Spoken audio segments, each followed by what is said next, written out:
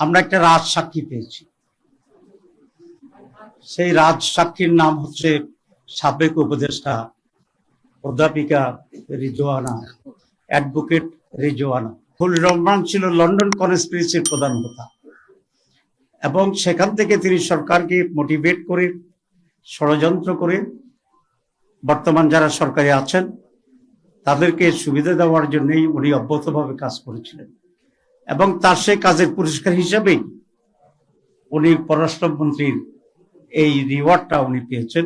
12ই ফেব্রুয়ারি যে নির্বাচন, সেটি বাহ্যিকভাবে মোটামুটি অ্যাকসেপ্টেবল একটা নির্বাচন, কিন্তু সময় যেতে যেতেই সেদিন সন্ধ্যা থেকে খবর আসছিল যে নানা জায়গায় কেন্দ্র দখল হয়েছে, জাল ভোট দেওয়া হয়েছে, আমাদের এজেন্টদেরকে জোর করে বের করে দেওয়া হয়েছে, অনেক জায়গায় এজেন্টদেরকে শুরু থেকে ঢুকতে দেওয়া হয়নি এবং প্রিসাইডিং অফিসার এবং তাদের এজেন্টের যোগসাজশে ব্যালট কাটা হয়েছে। ব্যাপক অনিয়মের খবর আমাদের কাছে আসছিল এবং আমরা সেটি আপনাদেরকে জানিয়েছি। প্রায় 53টি আসনে আমরা অফিসিয়ালি আমাদের অভিযোগ দাখিল করছি এবং সেই ভিত্তিতে ফার্দার আইনি যে লড়াই, সেই লড়াই অব্যাহত আমরা রাখছি এবং রাখব। কিন্তু গতকালকে আমরা একটা রাজসাক্ষী পেয়েছি। সেই রাজসাক্ষীর নাম হচ্ছে সাবেক উপদেষ্টা অধ্যাপিকা রিজওয়ানা, অ্যাডভোকেট রিজওয়ানা। তিনি একটা সাংবাদিকের সাথে কথা বলে এটা প্রকাশ করেছেন যে আমরা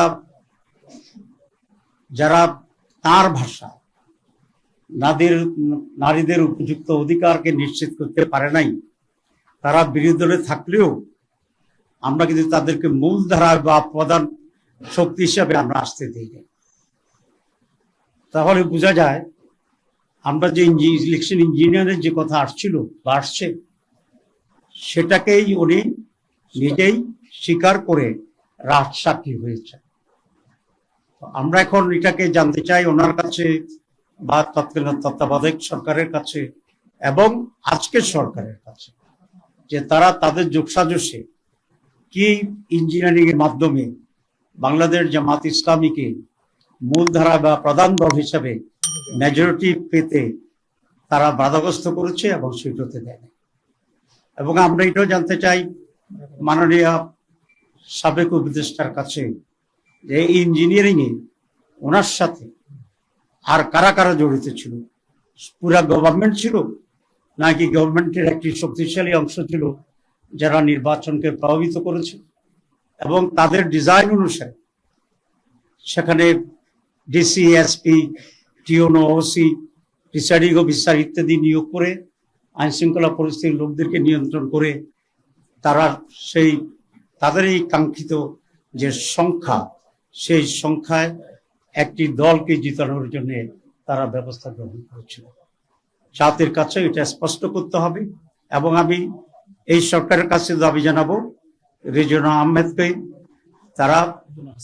রিজওয়ানা হাসানকে তারা কিভাবে জিজ্ঞাসাবাদের আওতায় আনবেন এবং আওতায় এনে তার কাছ থেকে পরিষ্কার যে সিচুয়েশন তিনি তৈরি করেছিলেন সে সম্পর্কে ওনারা জানবেন, আমাদেরকে জানাবেন, দেশবাসীর কাছেও এটা পরিষ্কার করবেন।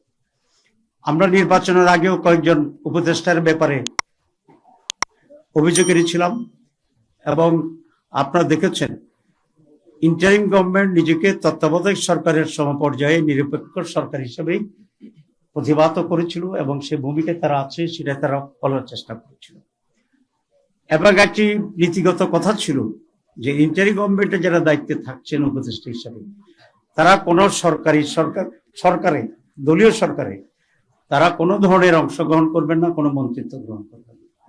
কিন্তু শুরু থেকেই আমরা একজন ব্যক্তিকে ইন্টারিম গভর্নমেন্টের যিনি আমাদের প্রতিরক্ষা উপদেষ্টা ছিলেন, তিনি প্রথম দিনেই খলিলুর রহমান সাহেব পররাষ্ট্রমন্ত্রী হিসেবে শপথ গ্রহণ করছেন, যেটা তিনি তার আগের শপথের পরিপন্থী কাজ করেছেন।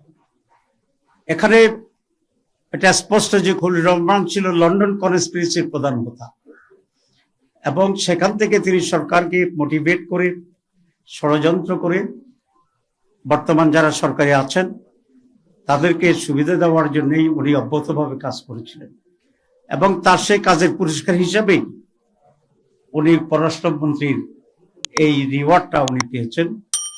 এতে আমি বিস্মিত হয়েছি বিএনপির ব্যাপারেও, কারণ বিএনপি কি এতই তার লোকজনের সংকট আছে যে একজন বিতর্কিত ব্যক্তি যিনি ইন্টারিম গভর্নমেন্টে থাকার সময়ে বিএনপির নেতা সালাউদ্দিন সাহেবই তার বিরুদ্ধে বক্তব্য রেখেছিলেন এবং তাকে সরকারের থেকে বের করে দিতে বলেছিলেন। তো এই খারাপ লোকটা, যেটা বিএনপির দৃষ্টিতে তখন খারাপ ছিল, এবং সালাউদ্দিন সাহেবের বক্তব্যের পরে উনি বিএনপির সাথে নিশ্চয়ই গোপনে এমন এক কন্ট্যাক্টে গেছেন যে তারা বিএনপির স্বার্থ সংরক্ষণের জন্য উলঙ্গভাবে ভূমিকা নিয়েছেন, যে কারণে বিএনপির আস্থাভাজন হয়ে আবার তিনি বিএনপির মন্ত্রী হয়েছেন। কারণ নিশ্চয়ই বিএনপির সাথে ওনার এমন এক কমিটমেন্ট ছিল, বা ওনার সাথে বিএনপির এমন এক কমিটমেন্ট ছিল যে উনি ইন্টারিম গভর্নমেন্টে বিএনপিকে হেল্প করবে নির্বাচনে, আর বিএনপি সরকার গঠন করলে ওনাকে মন্ত্রী বানাবে। এই দুইটাই কিন্তু তাদের অবস্থান দিয়ে পরিষ্কার হয়। সুতরাং খলিলুর রহমান সাহেবকেও একইভাবে জিজ্ঞাসাবাদে আনা উচিত এই সরকারের, এবং যে কি ধরনের কনস্পিরেসি রিদওয়ানা সহ অন্যরা তারা করেছেন, যে জাতিকে একটি সুষ্ঠু নির্বাচন থেকে তারা বঞ্চিত করেছে। কারণ একটি সুষ্ঠু নির্বাচন এই জাতির জন্য অত্যন্ত প্রয়োজন ছিল, তাদের মনের আকাঙ্ক্ষা ছিল, তাদের দাবি ছিল। কারণ গত 56 বছরে এই জাতি কোনো নির্বাচন পায়নি। আমরা সকলেই চেষ্টা করেছিলাম যে একটা সুষ্ঠু নির্বাচন হবে, এবং এই সুষ্ঠু নির্বাচনের মাধ্যমে যারা নির্বাচিত হয় তারা সরকার গঠন করবে। এই যে জাতির আকাঙ্ক্ষা, এই যে জুলাই লড়াই, এই যে জীবন দেওয়া, এই যে রক্ত, এই যে আমাদের রাজনীতির গতিপক্ষে পরিবর্তন করে দেওয়ার যে গাদ্দারি, দালালি, জাতির সাথে বিদ্রোহ, এই সব কিছুর জন্য এরা দায়ী। এত বড় আকাঙ্ক্ষা সুষ্ঠু নির্বাচনের জন্য এটা বন্ডুল করে দিয়েছে এই মীর জাফর। সুতরাং এই মীর জাফরদেরকে, খলিলুর রহমানকে আমি দাবি করব, সরকার যদি স্বচ্ছতা কিছুটা হইলেও পরিচয় করতে চায়, এবং সেই খলিলুর রহমান তো নিরাপত্তা উপদেষ্টা, আমি বলছি ডিফেন্স অ্যাডভাইজার ছিল, নিরাপত্তার অ্যাডভাইজার ছিল, তো তাকেও মন্ত্রিসভা থেকে বের করে দেওয়া উচিত, এবং তাকেও জিজ্ঞাসাবাদে এনে ষড়যন্ত্র কি হয়েছে সেটাকে বের করা উচিত। আর রিদওয়ানা তো নিজেকেই বলছে আমি রাজসাক্ষী হয়েছি নিজেই, এবং তার কাছ থেকেও এই সত্য উদ্ঘাটন করা অত্যন্ত জরুরি।